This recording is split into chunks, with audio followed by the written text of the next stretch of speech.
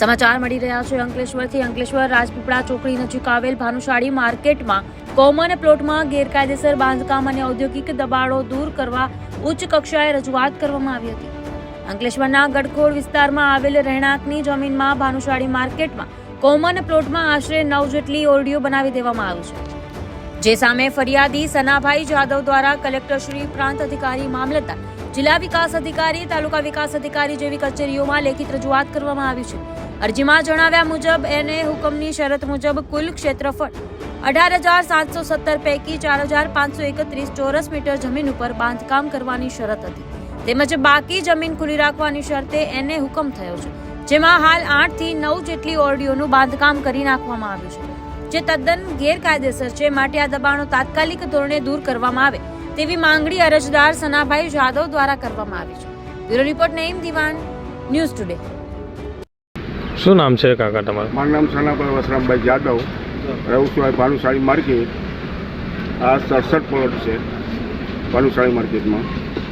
એમાં ટોટલ આગળના 7-8 જણા ટોટલ કોમન પ્લોટ દબાઈ દીધો। બાંધકામ બી તમારી સામે છે, કરી નાખ્યું। આ બાંધકામ દૂર કરવાનું છે અને આ રેસિડન્ટ એરિયો છે, આ રેસિડન્ટ એરિયો છે સોસાયટી। આમાં 2 નંબરનો ધંધો હાલે। આ અંસાર માર્કેટ નથી।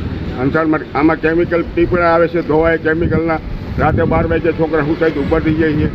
અમે રહી છીએ, અમારા મંદિર છે, અહીં પ્રોગ્રામ હોય ત્યારે આ તમારે અમે સામાન અહીં પીડ્યો થાય। આ કોમન પ્રોડક્ટ દબાઈ ગયો તો અમારો પ્રોગ્રામ ક્યાં કરવો? તંત્ર પાસે શું અપેક્ષા છે કાકા? અમારે તંત્ર પાસે છે કે આ દબાણ ખુલ્લું કરે। આ દબાણ ખુલ્લું થવું જોઈએ। આ અમારું ખોટું જ કરવાનું। આ બધા પૈસા પાત્ર છે। હું આ કરાવીશ ને એટલે મને મરાઈ બી નાખશે। પૈસા ખર્ચીને મને મરાઈ બી, મારી જાનનો બી ખતરો છે। તમે બોડામાં કે કોઈ જગ્યા પર અરજી? બોડામાં આપી છે, બીજી કઈ જગ્યા પર અરજીઓ? મામલતદારમાં આપી છે, પ્રાંતમાં આપી છે, કલેક્ટરમાં આપી છે, ટીડીઓને આપી છે, ડીડીઓને આપી છે, મામલતદાર, પ્રાંત અધિકારી બધે અરજી આપી દીધી। કોઈ અધિકારી આવીને ગયું ખરું? જેબી આવી જોઈ ગયા, એને 2 દિવસમાં રિપોર્ટ આપવાનો રાખોલી સાથે કીધું। હમણાં જ મેં કીધું આ લોકો તમે આવી જાઓ તો તમે 2 દિવસમાં રિપોર્ટ લઈને આવી છે। આ ટીડીઓ સાહેબમાં ગયા હતા, એ અત્યારે વિઝિટ કરી ગયા, બરાબર। હવે આ સરકારના હાથમાં છે। ખોટું છે એ આપણે દૂર કરવું છે। આપણે ખોટું કંઈ બગાડવું નથી, કોઈનું નુકસાન નથી કરવું, પણ જે દબાણ છે એ દૂર કરો। આ ઓપન પ્લોટ છે એમાં પણ ધંધો ચાલુ છે। રાતના દિવસ ગેસથી કાપ્યા કરે, અહીં માણસો બેઠા હોય તો ત્યાં દેખડો થતો હોય, કાંઈ સંભળાય નહીં। આ મંદિર છે, અહીં માણસો આવે, અહીં અમે પ્રોગ્રામ કરી તો આમાં મારું બેહાડવા ક્યાં? તો મને કોમન પ્લોટ ખુલ્લો કરી દો અને આ રેસિડન્ટના મકાન કંઈ દે લોકો, બાકી આ ધંધો અહીં બંધ કરાવી દે। આ ધંધો હાલશે ત્યાં તો અમારે પછી કલેક્ટર ઓફિસે બેસવું પડશે અનશન પર।